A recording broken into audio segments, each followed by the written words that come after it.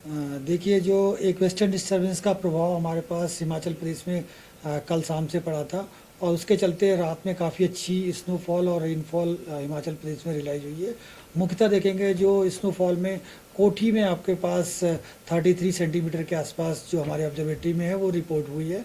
और अगर इस रेनफॉल की बात करते हैं तो जो है सलोनी में हमारे पास 35 सेंटीमीटर मिलीमीटर के आसपास रेनफॉल रिकॉर्ड की गई, जो कि रेनफॉल जो है मॉडरेट कैटेगरी में है। और अगर डिस्ट्रीब्यूशन वाइज देखेंगे तो पूरे हिमाचल प्रदेश में हमारे पास रेनफॉल और स्नोफॉल रिपोर्ट हुआ है। और साथ ही अगर जो थंडर स्टॉर्म और लाइटनिंग की बात करते हैं तो वो भी हमारे पास जो मिड हिमालय का रीजन है और लोअर हिमालय का रीजन है, जिसमें आपके पास कांगड़ा एयरपोर्ट है, भुंतर एयरपोर्ट है और जो शिमला एयरपोर्ट है, यहाँ सभी जगह पर थंडर स्टॉर्म भी हमारे पास रिपोर्ट किया गया।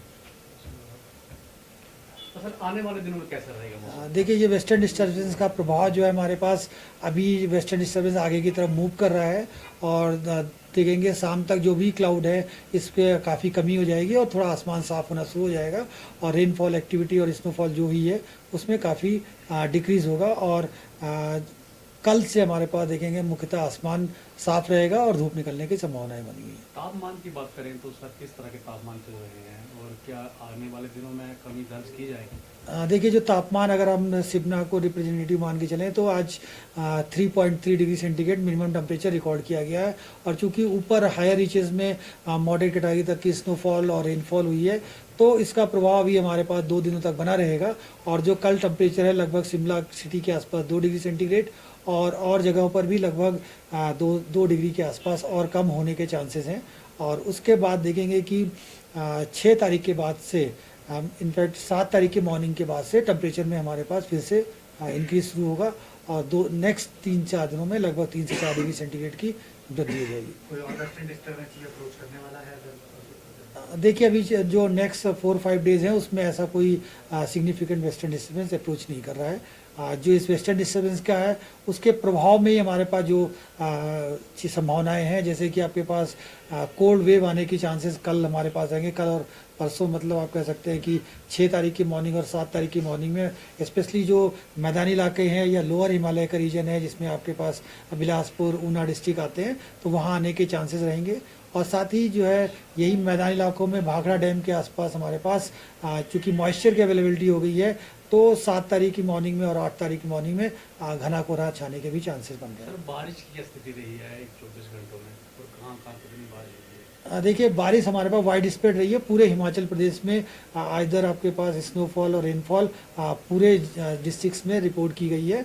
और जो अमाउंट वाइज है तो वो स्नोफॉल में कोठी में आपके पास 33 सेंटीमीटर स्नोफॉल हाईएस्ट रिपोर्ट की गई है। और जो रेनफॉल है वो आपके पास सलोनी में आपके पास 35 रेनफॉल रिपोर्ट की गई है, जो कि मॉडरेट कैटेगरी में आती है।